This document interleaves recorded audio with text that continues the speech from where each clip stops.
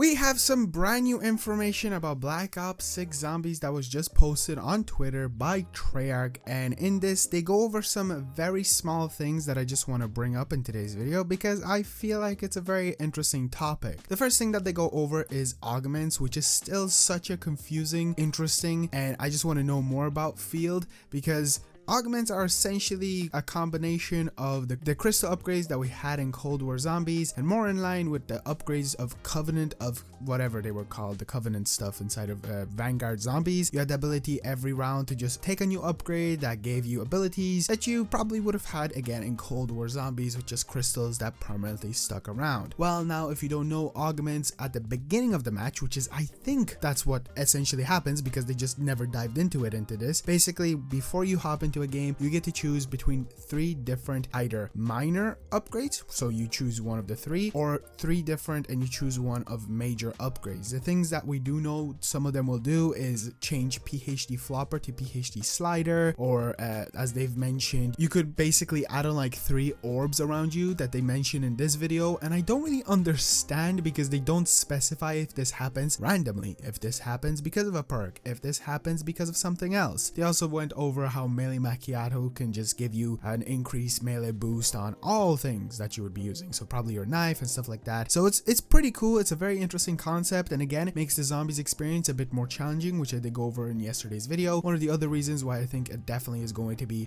less easier than it was in the other iterations of zombies. And the other thing that they talk about is loadouts, which we already knew about, and another very interesting thing is ammo mods will be at the new armor stands. Essentially, as they say, they were basically replaced now with, instead of armor, you will be walking up to them and this is where you're going to be getting your ammo mods. And something that they say, and I don't know if I took it out of context or what, but they say this is where you're going to be also upgrading their rarity. Now I don't entirely know if this means the ammo mod will have a rarity, which is very different from what we've seen in the past, or if they meant to say that this is essentially where you'll be walking up and changing the rarity of your weapon, which is probably the most likeliest case unless there's something else that we will be using. But I do believe since this is supposed to be just basically your normal armor stand that we did have in Cold War Zombies that gave you armor, but on top of that allowed you to upgrade your weapon's rarity, then I feel like that's the likeliest case. But if not, and it just allows you to change the rarity of your ammo mods on top of the augments, that is very interesting and I think kind of unnecessary. Why would I want to have a legendary ammo mod? Unless again it's super powerful, which obviously I would love to have. And the last thing that I found extremely interesting that they mentioned is gobblegums. They mentioned that again you'll be able to spawn in with 5, which we know about. You get to choose 3,